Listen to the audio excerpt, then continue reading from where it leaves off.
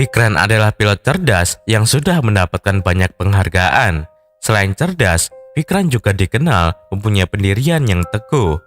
Vikran adalah pilot yang mempunyai banyak penggemar karena video landingnya yang mengesankan di Hong Kong viral di sosial media.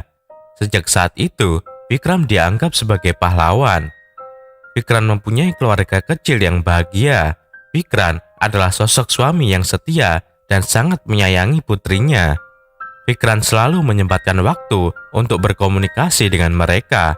Saat ini, Vikran sedang berada di Dubai dan besok ia akan melakukan penerbangan selanjutnya ke India. Malam hari, Vikran beristirahat sejenak di hotel. Namun teman Vikran menelpon Vikran dan mengajak mabuk bersama di klub malam. Vikran yang sedikit bosan langsung berangkat ke klub itu. Di sana, ia bertemu dengan temannya yang kaya raya. Temannya Vikran ini menunjuk seorang wanita sambil mengatakan, "Vikran, aku ingin mengajakmu taruhan. Jika kau bisa mendapatkan nomor handphone cewek itu, mobilku akan menjadi milikmu." Tanpa basa-basi, Vikran langsung menghampiri cewek itu. Mereka berdua lalu berkenalan. Nama cewek itu adalah Anjali. Vikran dengan jujur mengatakan kepada Anjali bahwa ia dan temannya sedang taruhan. Anjali pun mengerti dan bersedia minum dengan teman Vikran. Mereka bertiga kemudian berpesta sampai mabuk. Subuh hari, Vikran kembali pulang. Vikran mengendarai mobil temannya yang baru saja ia miliki. Setibanya di hotel, Vikran langsung tidur di kasur. Dari pagi hingga sore, Vikran tidur seharian penuh. Malam hari, Vikran bangun dan bersiap-siap pergi ke bandara. Vikran hampir terlambat, namun ia tiba tepat waktu. Di sana, Vikran bertemu dengan petugas bandara dan kopilot bernama Tanya. Untuk melakukan SOP dengan membaca visibility alternative landing dan lain-lain. Penerbangan berikutnya adalah Skyline 777 yang bertujuan ke Bandara Cochin di Provinsi Kerala, India. Petugas bandara menegur Vikran karena membaca SOP terlalu cepat dan tidak teliti. Namun ternyata Vikran hafal seluruh tulisan yang ditulis petugas. Setelah itu, Vikran, Tanya dan para penumpang masuk ke dalam pesawat. Terlihat seorang jurnalis penerbangan senior juga ikut dalam pesawat Vikran. Vikran menyapa para penumpang dan memerintahkan mereka untuk merapatkan sabuk pengamannya.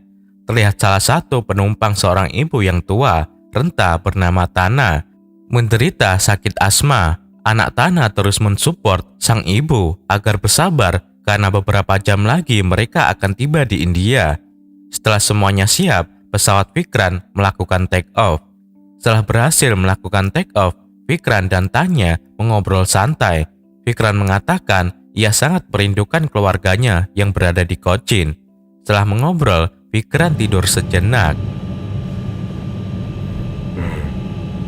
Saat terbangun, Vikran memanggil pramugari bernama Mika. Vikran ingin dibawakan kopi, kue coklat, dan obat dispirin. Ketika disajikan, Vikran secara sembunyi-sembunyi mencampurkan kopinya dengan alkohol dan langsung membuang botol alkohol itu melalui WC pesawat. Setelah itu, Vikran kembali ke kokpit. Terlihat petir mulai nampak bertanda cuaca akan berubah. Pesawat mulai sedikit berguncang, namun Vikran tetap tenang karena hal itu sudah biasa. Di ATC Cochin, Air Traffic Controller atau pemandu lintasan udara, seorang petugas bernama Pati tetap masuk bekerja meskipun sakit. Karena sakit, ia tidak bisa membaca laporannya dengan maksimal. Tak lama kemudian, Tanya meminta update cuaca di Bandara Cochin kepada Pati karena pesawatnya akan landing di Bandara Cochin. Karena cuaca buruk, Pati melaporkan bahwa pesawat Vikran tidak bisa landing di Bandara Cochin. Namun Vikran tetap akan mencoba untuk melakukan landing di Bandara Cochin. Vikran kemudian memutar pesawatnya sambil berharap cuaca ekstrim sedikit mereda. Pati melaporkan lagi cuaca teradap dan menyarankan Vikran untuk melakukan landing di Bandara Trivandrum. Skyline 777. Cochin Skyline 777. Fikran menerima saran Patty, namun Tanya menyarankan Fikran untuk melakukan landing di Bandara Bangalore karena jarak Bandara Cochin dan Trivandrum cukup dekat. Artinya jika cuaca di Bandara Cochin buruk, begitu pula cuaca di Bandara Trivandrum yang akan sama buruknya. Cadangan bahan bakar pun juga masih cukup jika harus melakukan landing di Bandara Bangalore. Namun Fikran tetap memilih melakukan alternatif landing di Bandara Trivandrum. Karena Fikran berpikir jika Fikran tidak bisa melakukan landing di Trivandrum dengan sisa bahan bakar yang ada, Fikran bisa berputar balik dan melakukan landing di Bandara Cochin.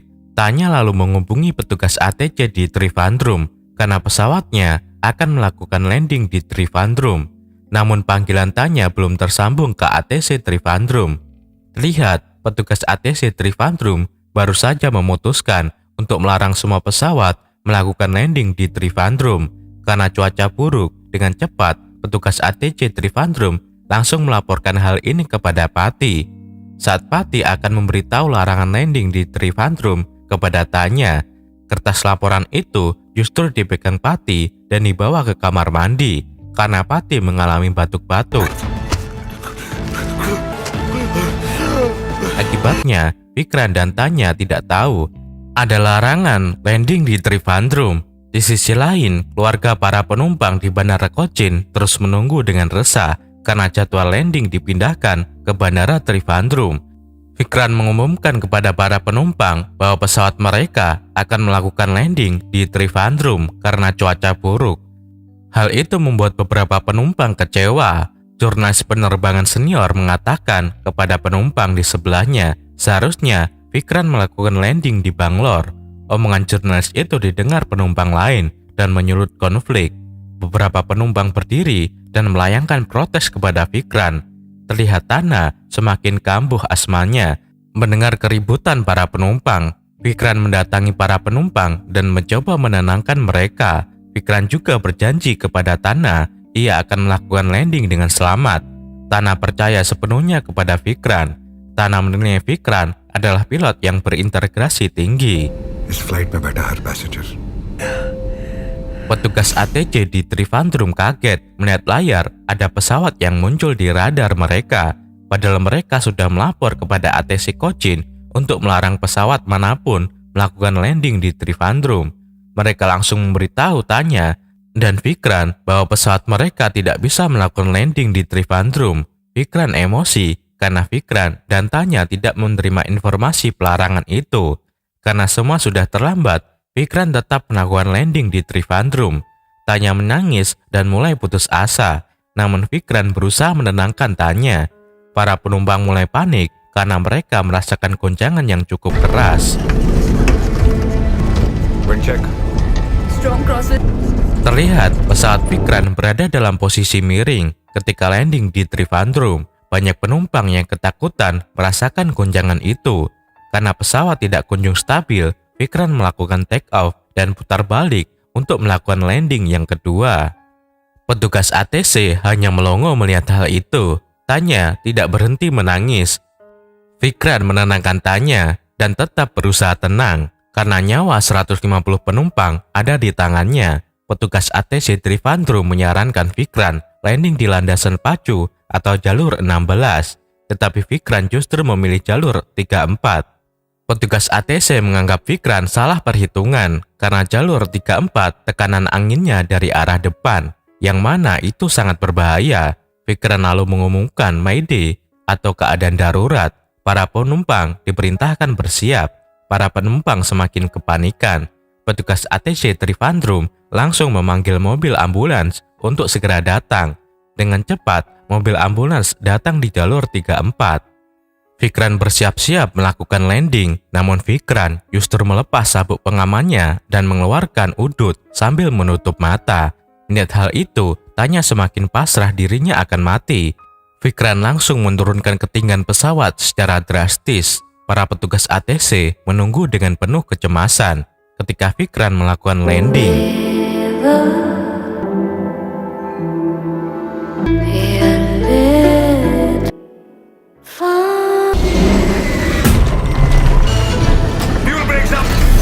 Dan akhirnya berhasil melakukan landing dengan selamat.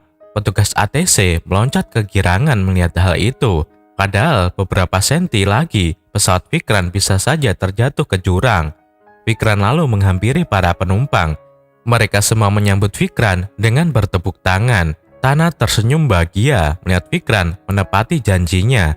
Mereka semua menyebutkan Fikran sebagai pahlawan.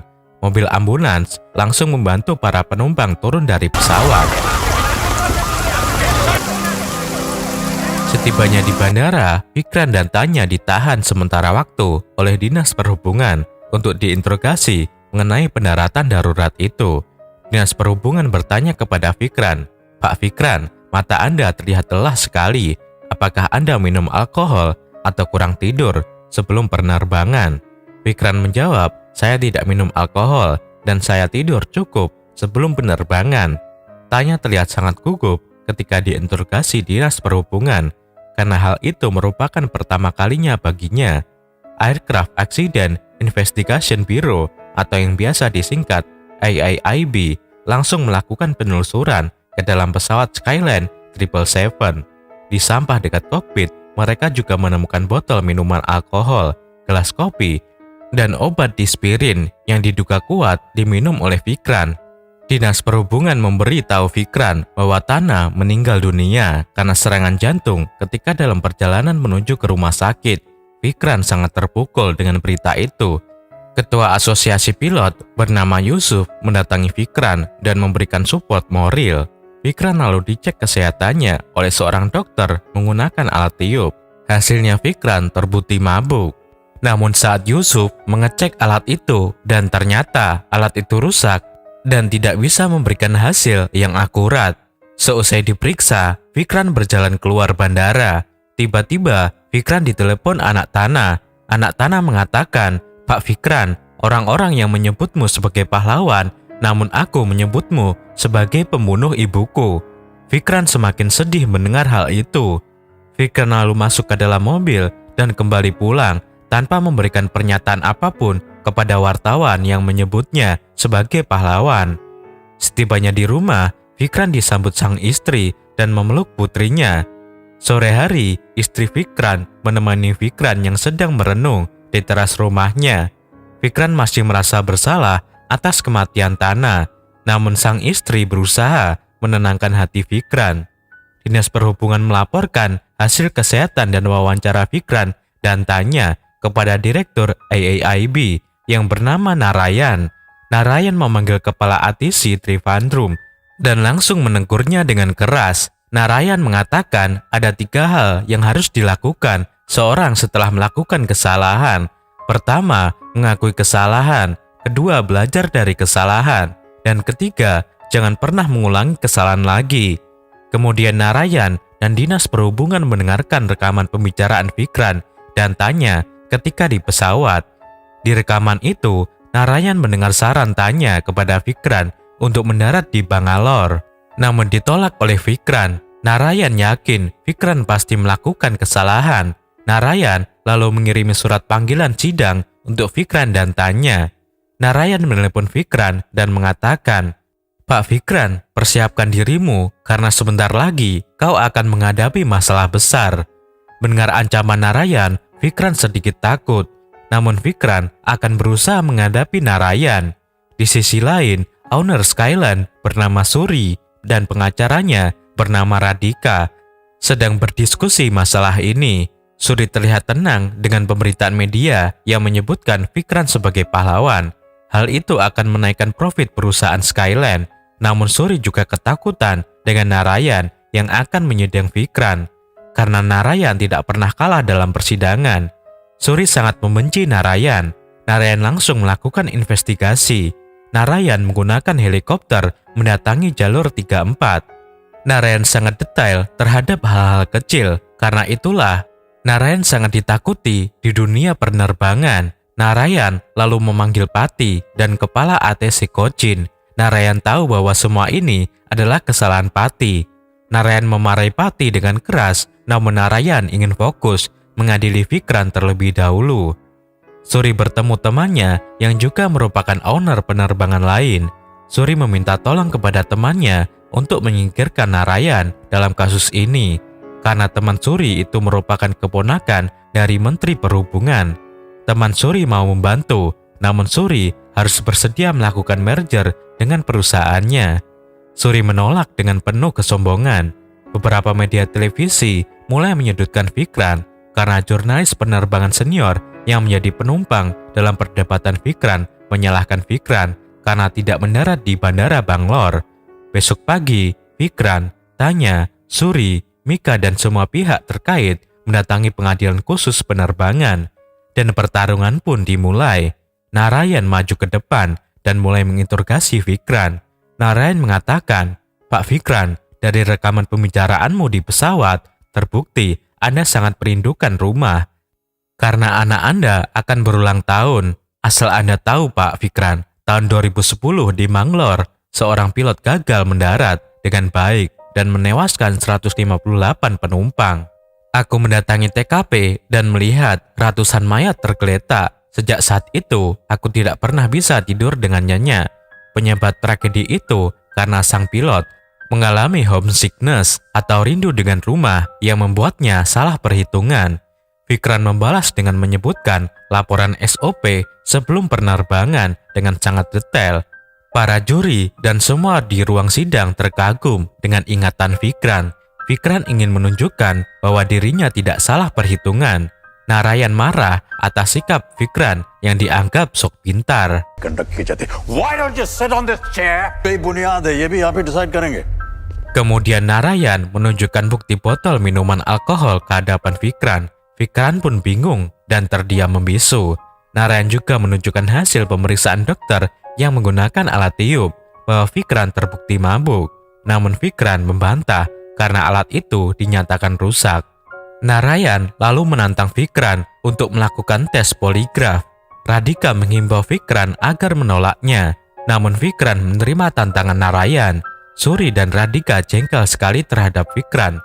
Tes poligraf pun dimulai. Vikran mengatakan sebelum terbang, ia memang minum, namun minum air putih. Jawaban Vikran itu membuat Narayan semakin emosi. Hasil tes poligraf membuktikan bahwa Vikran tidak minum alkohol sebelum penerbangan. Yusuf tertawa kagum atas kecerdikan Vikran yang bisa mengakali tes poligraf. Sidang pun ditunda sementara waktu. Malam hari, Suri dan Radhika memanggil Yusuf, Vikran dan Tanya untuk diskusi masalah ini. Suri marah besar kepada Vikran karena Vikran selalu menantang Narayan. Suri takut Vikran akan kalah dalam persidangan dan membuat menurunnya profit perusahaan Skyland. Vikran lalu meninggalkan ruangan dengan perasaan jengkel. Suri menasihati Tanya agar bersiap-siap di persidangan selanjutnya, karena Narayan akan menekan Tanya habis-habisan. Persidangan kedua dimulai. Narayan terus mencecar Tanya dengan berbagai macam pertanyaan. Narayan menunjukkan rekaman suara yang membuktikan bahwa Vikran sempat tertidur di kokpit. Tanya terpaksa membenarkan hal itu. Narayan lalu bertanya kepada Vikran, "Vikran, apakah Anda tidur cukup sebelum melakukan penerbangan?" Vikran menjawab dirinya tidur cukup.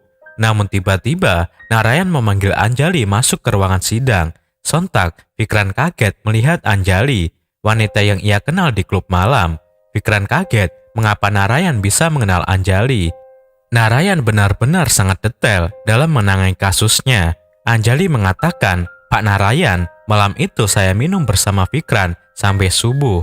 Isi Vikran cemburu mendengar hal itu. Vikran pun terdiam membisu.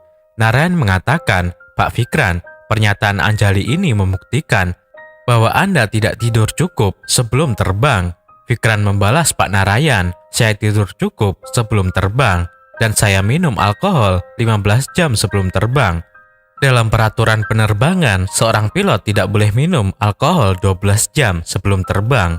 Artinya, saya tidak melanggar aturan penerbangan." Para juri dan semua orang kagum dengan kecerdasan Vikran. Sedangkan Narayan semakin emosi dengan Vikran. Narayan lalu menyalahkan Vikran karena memilih landing di Trivandrum daripada Bangalore. Vikran mengatakan, "Pak Narayan, pilot memutuskan dari hasil laporan cuaca pihak ATC dan saya tidak menerima laporan cuaca buruk di ATC Trivandrum dari ATC Cochin." Narayan lalu menghampiri Tanya dan membahas kejadian beberapa menit terakhir ketika pesawatnya landing di Trivandrum. Narayan terus menekan dan membentak Tanya hingga Tanya menangis. Akhirnya Tanya mengatakan bahwa saat landing, Vikran menutup matanya. Captain बिना देखे लैंडिंग कैसे कर सकता है आखिर? कि उनकी आंखें भी बंद थी। Para juri dan semua orang kaget mendengar hal itu. Nara yang semakin menyalahkan dan memojokkan Vikran karena Vikran melakukan landing sambil menutup matanya. Narayan juga menyalahkan Vikran yang lebih memilih jalur 34 daripada jalur 16. Padahal jalur 34 tekanan anginnya berasal dari arah depan, yang mana itu sangat berbahaya untuk melakukan landing. Vikran hanya terdiam dan tidak bisa berkutik. Sidang pun ditunda sementara waktu. Di sore hari, Vikran dan istrinya mengobrol santai. Sang istri percaya penuh dengan Vikran bahwa Vikran tidak selingkuh dengan Anjali. Sang istri tahu dan takut lisensi pilotnya akan dicabut yang berakibat hancurnya karir Vikran sebagai pilot. Vikran juga mulai tidak percaya diri di pengadilan karena masih merasa bersalah atas kematian Tana. Sang istri lalu mengajak Vikran pergi ke rumah Tana. Di sana, Vikran dan istrinya menemui anak Tana. Vikran mengatakan permohonan maaf yang sebesar-besarnya karena ia sudah berusaha maksimal. But I really did try my best.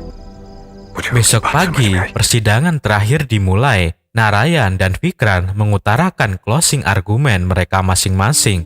Melihat kedatangan anak Tana, Vikran menjadi percaya diri. Vikran mengangkat tangan dan mengatakan, "Pak Narayan, ketika saya memilih landing di jalur 34, saya tidak salah perhitungan. Saya bisa membuktikan itu semua di simulator penerbangan." Narayan menerima tantangan Vikran. Mereka berdua lalu pergi ke simulator. Di sana Vikran ditutup matanya dan diberikan tekanan angin dari arah depan. Dan ternyata Vikran bisa melakukan landing dengan selamat.